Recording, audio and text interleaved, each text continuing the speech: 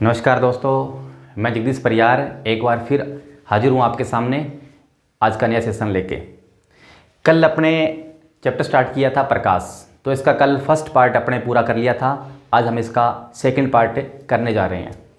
अब देखो, कल हमने किया था प्रकाश के बारे में कि प्रकाश का अध्ययन विज्ञान की कौन सी शाखा में करते हैं, प्रकाश को किस रूप में हम परिभाषित कर सकते हैं। फिर उसके बाद में अपने किया था प्रकाश की प्रकृति से संबंधित सिद्धांत कौन कौन से थे और सिद्धांत किसने दिए थे।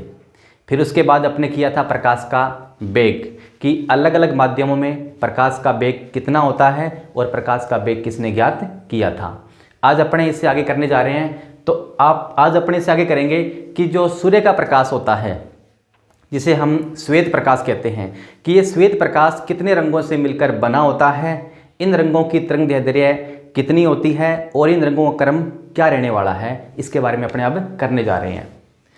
तो देखो, अपन लिखेंगे यहाँ पे सूर्य का प्रकाश।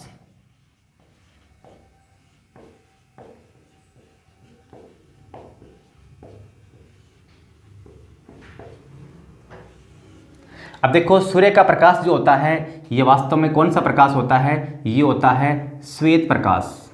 इसको हम श्वेत प्रकाश भी कहते हैं।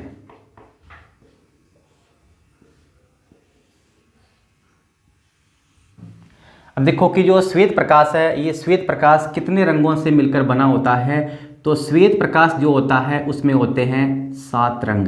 कितने रंग होते हैं इसमें? 7 रंग। यानी श्वेत प्रकाश जो होता है वो 7 रंगों का मिश्रण होता है, 7 रंगों से मिलकर बना होता है। तो सूर्य का जो प्रकाश होता है वो श्वेत प्रकाश होता है। और श्वेत प्रकाश कितने रंगों से मिलकर बना होता है? 7 रंगों से मिलकर बना होता है। अब देखो, श्वेत प्रकाश में 7 रंग होते हैं। इसके बारे में सबसे पहले बताने वाले वैज्ञानिक थे न्यूटन। न्यूटन ने श्वेत प्रकाश की एक पट्टिका प्राप्त की थी जिसे हम स्पेक्ट्रम कहते हैं। तो श्वेत प्रकाश के दौरान जो स्पेक्ट्रम प्राप्त होता है, इस स्पेक्ट्रम के बारे में सबसे पहले बताने वाले थे न्यूटन।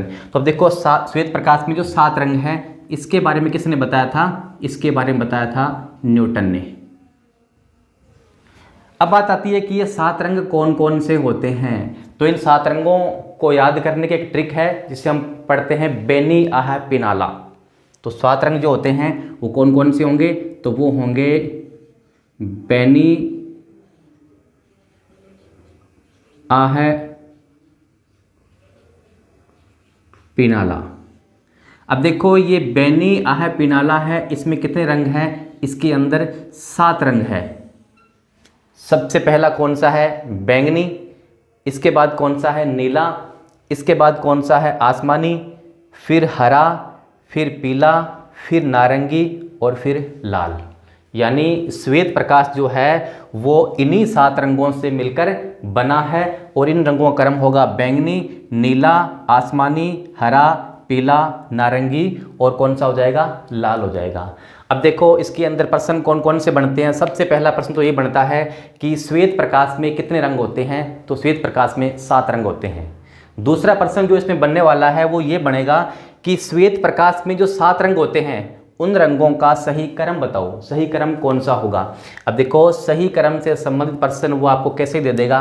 वो आपको ऐसे दे देगा, जैसे मान लो कि उसने दे दिया आपको बैंगनी, एक आपको उसने दे दिया जैसे कि पीला, एक उसको अपने क्या कैसा दे दिया? हरा दे दिया। तो अब देखो, ये क्रम सही है? ये क्रम सही नहीं है। क्यों नहीं है?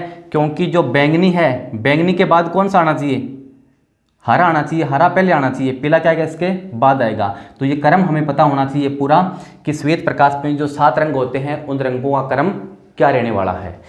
फिर देखो, इसके बाद प्रश्न कौन से बनते हैं? इसके बाद प्रश्न ये बनते हैं कि जो श्वेत प्रकाश होता है, इस श्वेत प्रकाश में बाहरी रंग कौन से होते हैं। तो बाहरी रंग कौन से होंगे? एक तो होगा इसमें बैंगनी और दूसरा कौन सा होगा? इसके अंदर लाल होगा। ये दोनों बाहरी रंग होते हैं, एक तो बैंगनी होगा, दूसरा कौन सा होगा? लाल होगा। और फिर इसके बाद इसमें प्रश्न ये बनता है कि श्वेत प्रकाश का मध्य रंग कौन सा होगा। तो श्वेत प्रकाश का मध्य रंग होगा पीला। अब देखो, अगर अपने देखें तो 3 रंग अगर अपने इधर से कट करते हैं और 3 इधर से कट करते हैं तो बीच में कौन सा आता है? हरा आता है। लेकिन हरा रंग जो मध्य में है इसको आरपीसी ने सही नहीं माना था। तो इसका सही रंग कौन सा माना गया था? पीला माना गया था। जो तरंग दैर्ध्य के आधार पर इसका मध्य रंग कौन सा होगा? पीला होगा। तो अपने पास 3 प्रश्न तैयार होते हैं कि बाहरी रंग कौन सा होता है इसका? बैंगनी और लाल। मध्य रंग कौन सा होता है इसका? पीला होता है। और श्वेत प्रकाश में कितने रंग होते हैं? 7 रंग होते हैं। किसने बताया था इसके बारे में? न्यूटन ने बताया था। अब देखो इसके बाद बात आती है कि जब अपने लाल रंग से बैंगनी रंग की तरफ बढ़ते हैं, लाल रंग से बैंगनी रंग की तरफ बढ़ते हैं तो किस किस का मान बढ़ेगा? तो जब अपने लाल रंग से बैंगनी रंग की तरफ बढ़ते हैं तो ऊर्जा का मान बढ़ता है कि जो लाल रंग होता है उसकी ऊर्जा क्या होगी? सर्वाधिक होगी। और किसका मान बढ़ता है? और बढ़ता है मान विचलन का, कि अगर अपने लाल रंग से बैंगनी रंग की तरफ बढ़ेंगे तो विचलन बढ़ेगा। अब जब विचलन बढ़ेगा तो क्या बढ़ेगा? तो बढ़ेगा विक्षेपण बढ़ेगा। और किसका मान बढ़ता है? और मान बढ़ता है अपवर्तनांक का। अपवर्तनांक सर्वाधिक किस रंग का होता है? बैंगनी रंग का होता है। और किसका मान बढ़ता है? और मान बढ़ता है भेदन क्षमता का। तो भेदन क्षमता सर्वाधिक किस रंग की होती है? तो भेदन क्षमता सर्वाधिक किस रंग की होती है? बैंगनी रंग की होती है। इसके बाद और मान किसका बढ़ता है? तो और मान बढ़ता है आवृत्ति का। तो आवृत्ति भी सर्वाधिक किस रंग की होती है? तो आवृत्ति भी सर्वाधिक होती है बैंगनी रंग की। तो अब देखो अपने पास कितने प्रश्न क्लियर हो गए कि जो अपने लाल रंग से बैंगनी रंग की तरफ बढ़ते हैं तो किसका मान बढ़ेगा? ऊर्जा का मान बढ़ेगा, विचलन का मान बढ़ेगा, विक्षेपण का मान बढ़ता है, अपवर्तनांक का मान बढ़ता है, भेदन क्षमता बढ़ती है, आवृत्ति बढ़ती है। ये मान सबसे अधिक या सर्वाधिक किसका होता है? बैंगनी का। और न्यूनतम किस रंग का होगा? तो न्यूनतम होता है ये लाल रंग का। फिर देखो अगर हम बैंगनी रंग से लाल रंग की तरफ बढ़ते हैं तो किसका मान बढ़ेगा? जब अपने बैंगनी से लाल रंग की तरफ बढ़ते हैं तो मान बढ़ता है तरंग दैर्ध्य का। तो तरंग दैर्ध्य जो होती है वो सर्वाधिक किस रंग की होती है? लाल रंग की होती है। अब देखो लाल रंग की तरंग दैर्ध्य सर्वाधिक होती है, इस कारण लाल रंग का विचलन क्या होगा? सबसे कम होगा। जब इसका विचलन कम होगा तो इस रंग का प्रकीर्णन भी क्या होगा? कम होगा। यानी ये रंग वायुमंडल में कम फैलेगा और हमें दूर से ये रंग साफ दिखाई देगा। इसी कारण जो खतरे के निशान हैं वो लाल रंग के बनाए जाते हैं। अब ये प्रश्न बनता है कि खतरे के निशान लाल रंग के क्यों बनाए जाते हैं? क्योंकि लाल रंग की तरंग दैर्ध्य सर्वाधिक होती है। तरंग दैर्ध्य सर्वाधिक होने के कारण ये रंग हमें दूर से साफ दिखाई देता है, इस कारण खतरे के निशान लाल रंग के बनाए जाते हैं। फिर देखो फिर ये बात आती है, प्रश्न ये बनता है कि आसमान का रंग नीला होता है, आसमान नीला दिखाई क्यों देता है?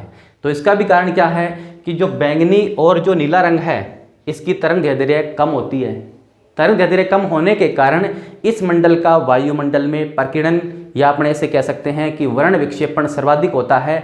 ये रंग वायुमंडल के अंदर जो धूल के कण होते हैं, जलवाष्प होती है, उस पर गिरने के बाद क्या होता है? ये रंग फैल जाता है। फैलने के कारण हमें आसमान कैसा दिखाई देगा? नीला दिखाई देगा। तो ये सब काम किसका है? तरंग दैर्ध्य का है। फिर बात आती है कि जो श्वेत प्रकाश होता है उसकी प्रास कितनी होती है, उसकी रेंज कितनी होती है? तो श्वेत प्रकाश की जो प्रास होती है वो होती है 3800 आर्मस्ट्रॉन्ग से लेके 7800 एंगस्ट्रॉन्ग तक होती है। कितनी होती है? 7800 एंगस्ट्रॉन्ग से लेके 3800 एंगस्ट्रॉन्ग से लेके 7800 एंगस्ट्रॉन्ग तक होती है। इन दोनों के बीच का जो प्रकाश होता है ये प्रकाश हमें दिखाई देता है, इसको हम कहते हैं दृश्य प्रकाश। तो दृश्य प्रकाश या श्वेत प्रकाश का जो प्रास होती है, जो उसकी रेंज होती है वो कितनी होगी? 3800 एंगस्ट्रॉन्ग से लेके 7800 एंगस्ट्रॉन्ग तक होती है। अगर इसका मान अपने नैनोमीटर में देखें तो कितना हो जाएगा? ये हो जाएगा 380 नैनोमीटर से लेके 780 नैनोमीटर तक होती है। फिर इसके बाद में बात आती है कि मध्य रंग कौन सा होगा इसका। तो इसका जो मध्य रंग होगा वो कौन सा हो जाएगा? वो हो जाएगा मध्य रंग इसका पीला। यानी मध्य रंग कौन सा होगा? इसका पीला होता है। तो आप सब नोट कीजिए पहले इसको, फिर बढ़ते हैं अपने आगे।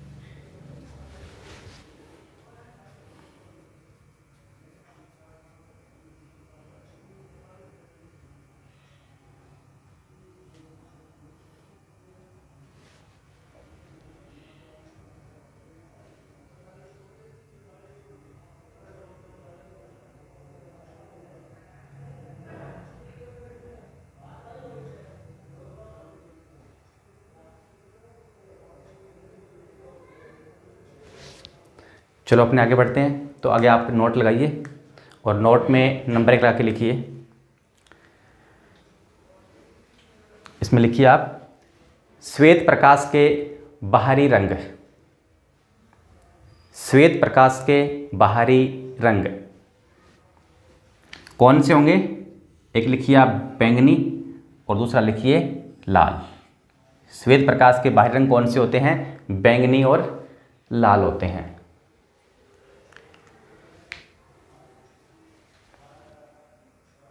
अब नोट में नंबर 2 लिखिए।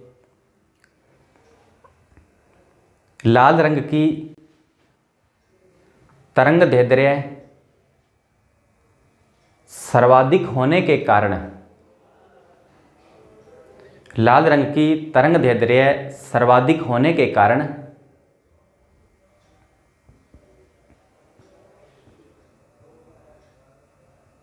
इसका विक्षेपण न्यूनतम होता है। इसका विक्षेपण न्यूनतम होता है। इस कारण यह रंग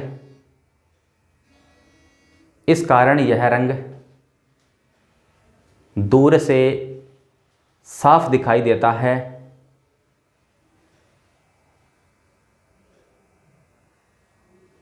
और खतरे के निशान लाल रंग के बनाए जाते हैं।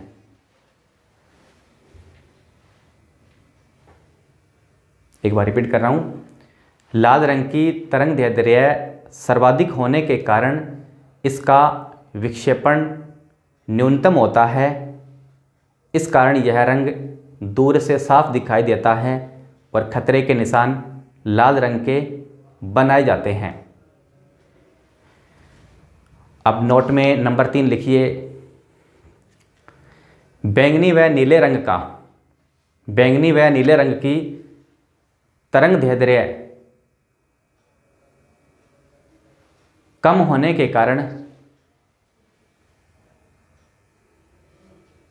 इनका विक्षेपण सर्वाधिक होता है। इनका विक्षेपण सर्वाधिक होता है, जिस कारण ये रंग वायुमंडल में फैल जाते हैं और इसी कारण आसमान नीला दिखाई देता है। तो ये अपना टॉपिक क्लियर हो गया कि सूर्य का जो प्रकाश होता है वो श्वेत प्रकाश होता है, 7 रंगों से मिलकर बना है। इसके बारे में सबसे पहले न्यूटन ने बताया था। 7 रंगों का क्रम होगा बैंगनी, नीला, आसमानी, हरा, पीला, नारंगी, लाल। बाहरी रंग कौन से होंगे? बैंगनी और लाल। मध्य रंग कौन सा होगा? पीला होगा। जो श्वेत प्रकाश होता है उसकी प्रास कितनी होती है? उसकी प्रास होती है 3800 एंगस्ट्रॉम से 7800 एंगस्ट्रॉम तक होती है, या नैनोमीटर में अपने देखें तो 380 नैनोमीटर से 780 नैनोमीटर तक होती है। फिर देखो कि इसका मध्य रंग कौन सा होगा, तो मध्य रंग होगा इसका पीला। फिर अगर अपने लाल रंग से बैंगनी रंग की तरफ बढ़ते हैं तो किसका मान बढ़ता है? ऊर्जा का मान बढ़ेगा, विचलन बढ़ता है, विक्षेपण बढ़ता है, अपवर्तनांक का मान बढ़ता है, भेदन क्षमता बढ़ती है और आवृत्ति का मान भी बढ़ता है। फिर हम बैंगनी से लाल रंग की तरफ बढ़ते हैं तो किसका मान बढ़ेगा? तरंग दैर्ध्य का मान बढ़ता है।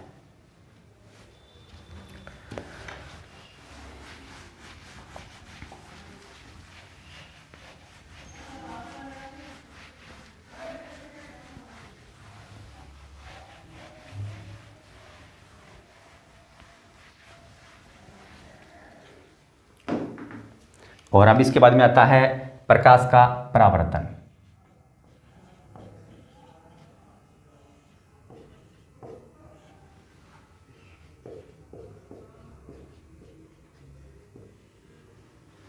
प्रकाश का परावर्तन या अपने कह सकते हैं रिफ्लेक्शन ऑफ लाइट, कि प्रकाश का परावर्तन क्या होता है, किसे कहते हैं प्रकाश का परावर्तन। अब देखो, प्रकाश के परावर्तन का मतलब होता है कि किसी माध्यम से कोई प्रकाश की किरण चल रही है, वो क्या करती है, दूसरे माध्यम का जो परावर्तक तल होता है उस परावर्तक तल से टकराकर वापस उसी माध्यम में लौट आती है। इस घटना को अपने क्या कहते हैं? प्रकाश का परावर्तन कहते हैं। प्रकाश के इसी गुण के कारण हम वस्तुओं को देख पाते हैं। जैसे कि किसी बंद कमरे के अंदर या किसी कमरे के अंदर कुर्सी पड़ी हुई है, अपने क्या करते हैं? लाइट जलाते हैं, तो लाइट से जो प्रकाश की किरणें चल रही है वो क्या करेगी? उस कुर्सी की इस तरह से टकराएगी। टकराने के बाद वो वापस क्या हो जाएगी? परावर्तित होकर हमारे नेत्रों तक पहुंचेगी। इससे हमारी आंखों में दृष्टि संवेदना पैदा होगी और वो कुर्सी हमें दिखाई देने लग जाएगी। तो अपने कहते हैं कि जब कोई प्रकाश की किरण एक माध्यम से चलकर दूसरे माध्यम के परावर्तक तल से टकराकर वापस उसी माध्यम में लौट आती है, इस घटना को कहते हैं प्रकाश का परावर्तन। अब देखो परावर्तन कैसे होता है, तो अपने इसका एक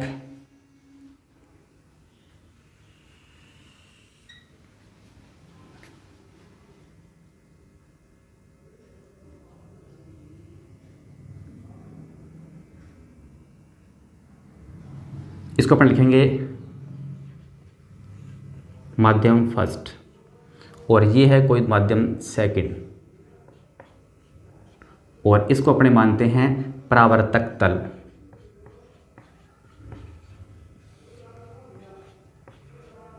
ये है परावर्तक तल और इसको अपने मानते हैं, ये होता है अभिलंब।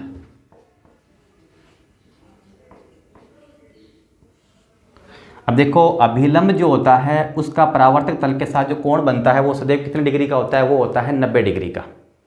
अब देखो इस माध्यम से चलने वाली कोई भी प्रकाश की किरण है इस परावर्तक तल से टकराएगी और टकराने के बाद वापस इसी माध्यम में लौट आती है। इसी घटना को हम क्या कहते हैं? प्रकाश का परावर्तन कहते हैं। तो अब देखो यहाँ से कोई प्रकाश की किरण चल रही है,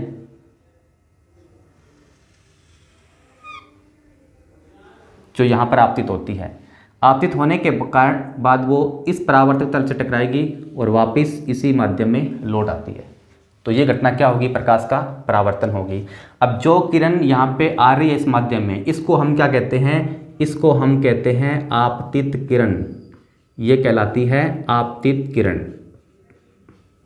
और जिस किरण का परावर्तन होता है उसको हम कहते हैं परावर्तित किरण। ये कहलाती है परावर्तित किरण। अब देखो आपतित किरण अभिलंब के साथ एक कोण बनाएगी जिसको हम कहते हैं कोण आई, या इसे कहते हैं आपतन कोण। और इसी प्रकार परावर्तित किरण भी क्या करती है? अभिलंब के साथ एक कोण बनाती है जिसको हम कहते हैं परावर्तन कोण आर। तो अब देखो यहाँ पर ये कोण कौन सा हो जाएगा? इस कोण को हम कहेंगे आपतन कोण। कि आपतित किरण अभिलंब के साथ कोण बनाती है तो क्या कहलाता है? वो आपतन कोण। किसे दर्शाते हैं? इसको अपने कोण आई से दर्शाएंगे। इसी प्रकार परावर्तित किरण अभिलंब के साथ जो कोण बनाएगी उसको हम क्या कहते हैं? उसे हम कहते हैं परावर्तन कोण।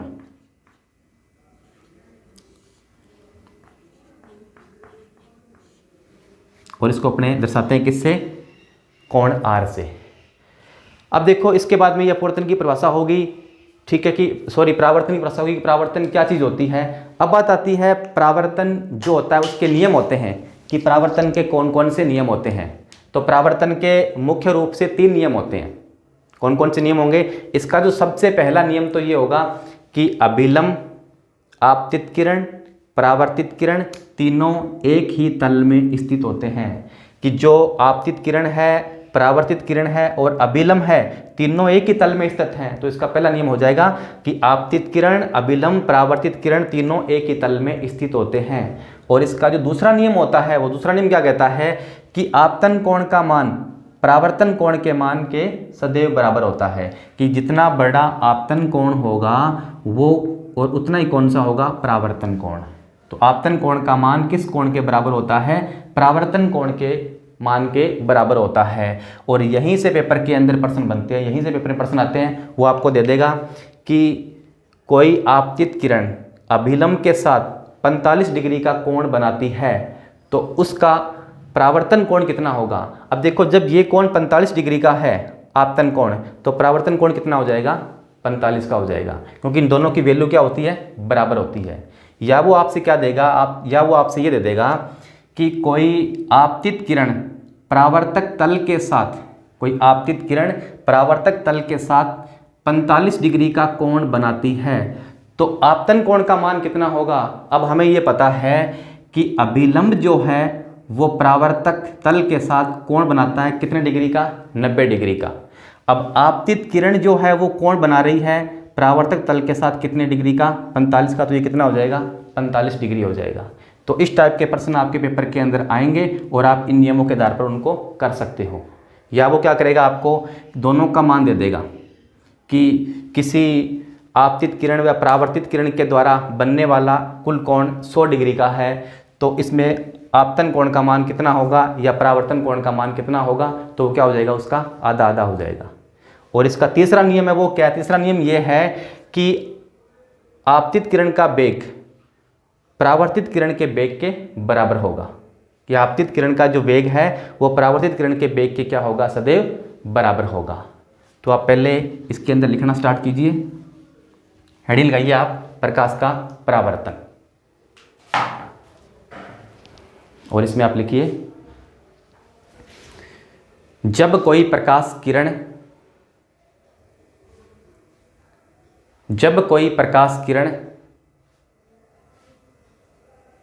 परावर्तक तल पर आपतित होती है, जब कोई प्रकाश किरण परावर्तक तल पर आपतित होती है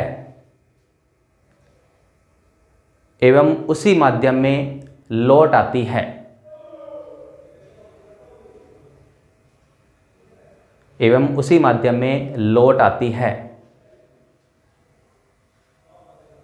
तो प्रकाश की यह घटना परावर्तन कहलाती है। एक बार रिपीट कर रहा हूं, जब कोई प्रकाश किरण परावर्तक तल पर आपतित होती है एवं उसी माध्यम में लौट आती है, तो प्रकाश की यह घटना प्रकाश का परावर्तन कहलाती है। अब इसके बाद आप ये डायग्राम बना लोगे।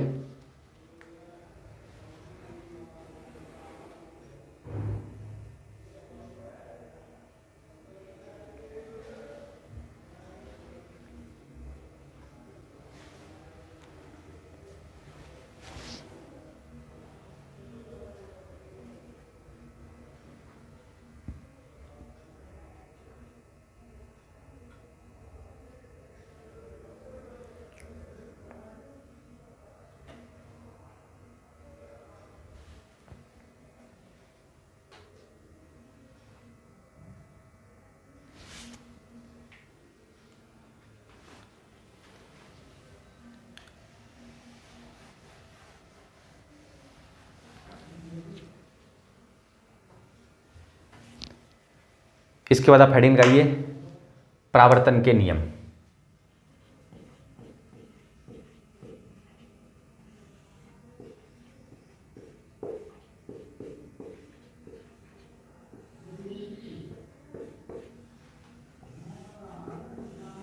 परावर्तन के नियम, और नियम में सबसे पहले नंबर 1 बिंदु लगा के लिखिए, आपतित किरण कौमा अभिलंब व परावर्तित किरण, आपतित किरण कौमा अभिलंब व परावर्तित किरण तीनों एक ही तल में स्थित होते हैं।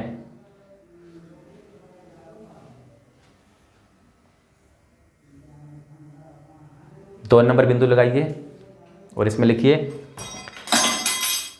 आपतन कोण का मान सदैव परावर्तन कोण के बराबर होता है।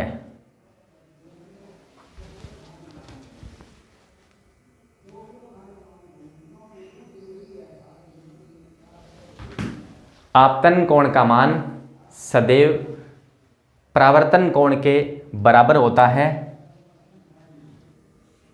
अर्थात कोण I बराबर कोण R। आपतन कोण का मान सदैव परावर्तन कोण के मान के बराबर होता है, कोण I बराबर कोण R।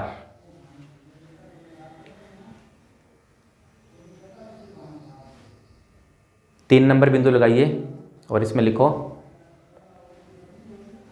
आपतित किरण का वेग, आपतित किरण का वेग परावर्तित किरण के वेग के बराबर होता है। आपतित किरण का वेग परावर्तित किरण के वेग के बराबर होता है। तो ये थे परावर्तन के 3 नियम। अब इसके बाद आप नीचे नोट लिखिए और नोट में नंबर 1 बिंदु लगा के लिखना स्टार्ट कीजिए। परावर्तन के नियम, परावर्तन के नियम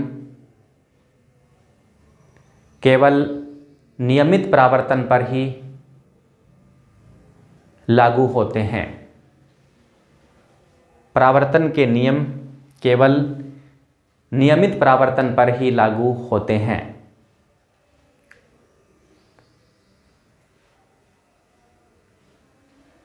और नोट में नंबर 2 लगाइए, इसमें लिखिए परावर्तक तल व अभिलंब के मध्य, परावर्तक तल व अभिलंब के मध्य कोण 90 डिग्री होता है।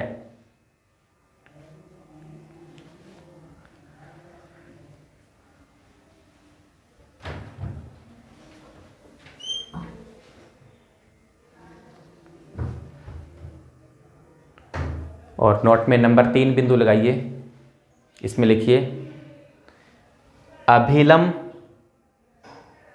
परावर्तक तल के लंबवत होता है। अभिलंब परावर्तक तल के लंबवत होता है, यानी अभिलंब जो होगा वो परावर्तक तल के क्या होता है, लंबवत होता है। तो परावर्तन के जो नियम है वो बहुत महत्वपूर्ण है। इन नियमों से संबंधित प्रश्न पेपर के अंदर पूछे जाते हैं। वो एक कोण देके दूसरे कोण का मान पूछेगा, या वो क्या करेगा, आपको ये कोण दे देगा आपतित किरण का परावर्तक तल के साथ कोण, इसका मान पूछ लेगा, या फिर वो क्या करेगा इनका मान देके और इसका मान पूछ लेगा, क्योंकि जितना कोण ये बनेगा उतना ही कोण कौन सा बनेगा, ये बनेगा। तो इनसे संबंधित जितने भी क्वेश्चन बनते हैं उनकी पीडीएफ आपको मिल जाएगी, तो उसे आप हल कर लेना। अब इसके बाद बात आती है कि परावर्तन जो होता है वो कितने प्रकार का होता है। अब अपने करेंगे परावर्तन के प्रकार।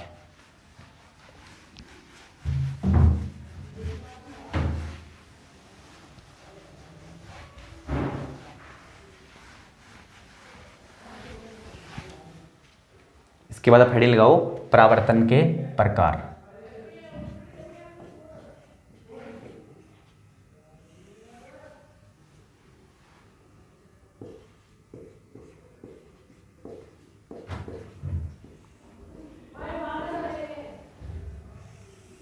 कि परावर्तन कितने प्रकार का होता है।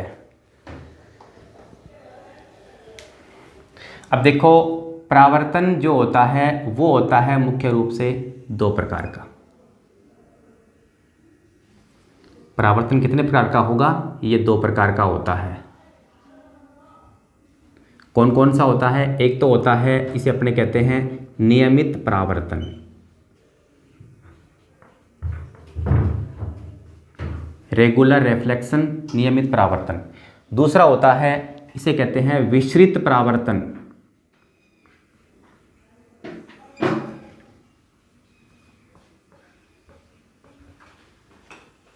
या अपने कह सकते हैं डिफ्यूज रिफ्लेक्शन। अब देखो परावर्तन 2 प्रकार का होता है, नियमित परावर्तन और कौन सा होता है, विसरित परावर्तन।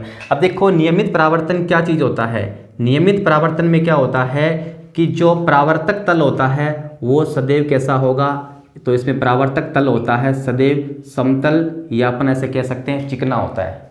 तो परावर्तक तल कैसा होगा इसके अंदर, इसमें होगा समतल व चिकना। तो वह परावर्तन जिसमें परावर्तक तल समतल व चिकना हो कौन सा कहलाता है, नियमित परावर्तन कहलाता है। और नियमित परावर्तन में क्या होता है कि जो आपतित किरण होती है और परावर्तित किरण होती है वो निश्चित दिशा से आती हुई प्रतीत होती है, या निश्चित दिशा से गुजरती है। तो उसमें लिख देंगे अपने कि इसमें क्या होगा कि आपतित किरण व परावर्तित किरण निश्चित दिशा से आती है।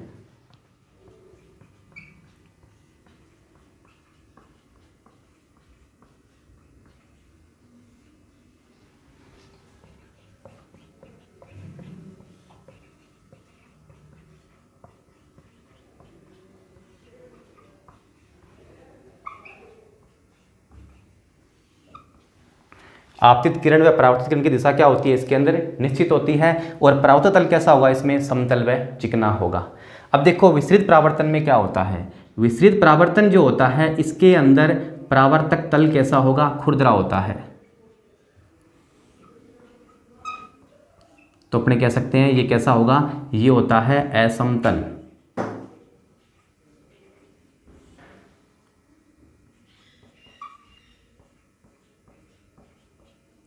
वह खुरदरा होता है। तो इसमें परावर्तन कैसा हो जाएगा, असमतल व खुरदरा हो जाएगा।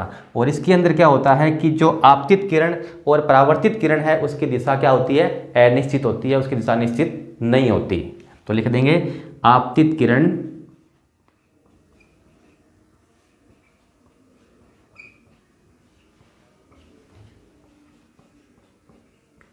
व परावर्तित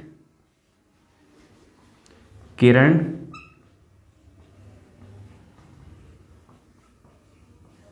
की दिशा अनिश्चित।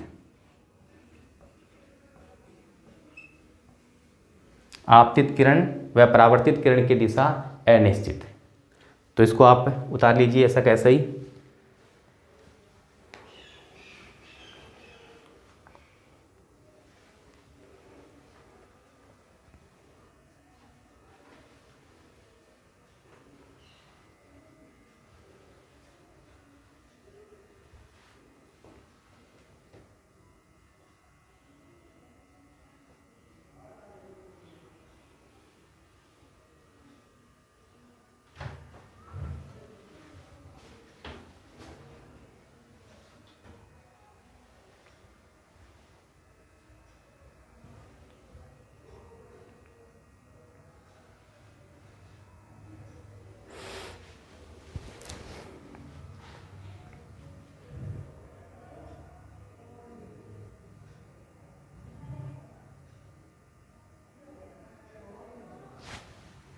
सॉरी, ये परावर्तित करो इसको।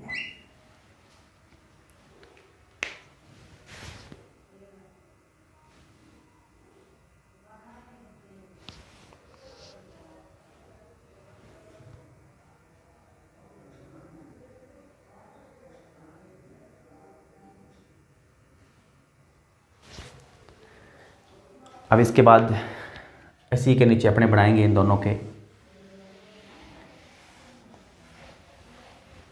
चित्र बनाएंगे। चित्र से देखेंगे कि नियमित परावर्तन कौन सा हो रहा है और विस्तृत परावर्तन कौन सा हो रहा है।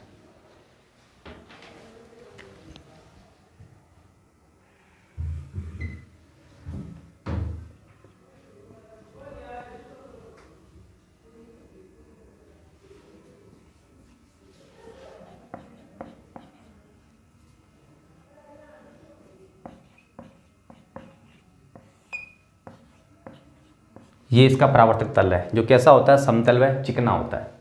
अब देखो इस पर जो आपतित किरण आती है वो एक निश्चित दिशा से आती है और निश्चित दिशा से ही क्या होती है, परावर्तित होती है, यानी इसकी दिशा कैसी होगी, बिल्कुल निश्चित होती है। और विस्तृत परावर्तन जो होता है इसका जो परावर्तक तल होता है वो कैसा होता है, खुरदरा व असमतल होगा। इसको अपन लिख देंगे परावर्तक तल, इसके एक भाग पर पॉलिश की हुई है।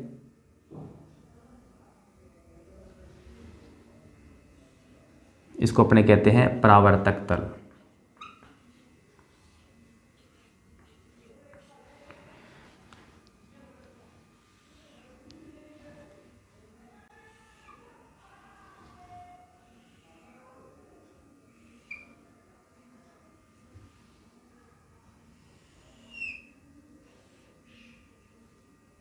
अब देखो इसके अंदर क्या होता है कि जो आपतित किरण होती है और परावर्तित किरण होती है उसकी दिशा निश्चित नहीं होती, उसकी दिशा होती है अनिश्चित। तो वह परावर्तन जिसमें परावर्तक तल समतल व चिकना हो तथा जिसमें आपतित व परावर्तित किरण निश्चित दिशा से गुजरती है, कौन सा कहलाता है? नियमित परावर्तन। और वह परावर्तन जिसका परावर्तक तल असमतल व खुरदरा हो तथा जिसमें आपतित किरण व परावर्तित किरण अनिश्चित दिशा से गुजरती है, वो कौन सा कहलाता है? विस्तृत परावर्तन कहलाता है।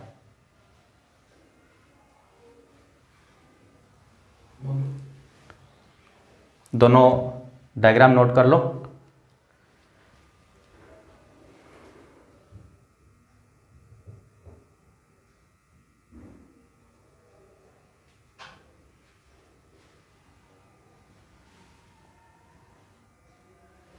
तो आज के सेशन को हम देते हैं यही विराम। मिलते हैं कल अपने इसी समय इसका आगे वाला पार्ट 3 लेके। धन्यवाद।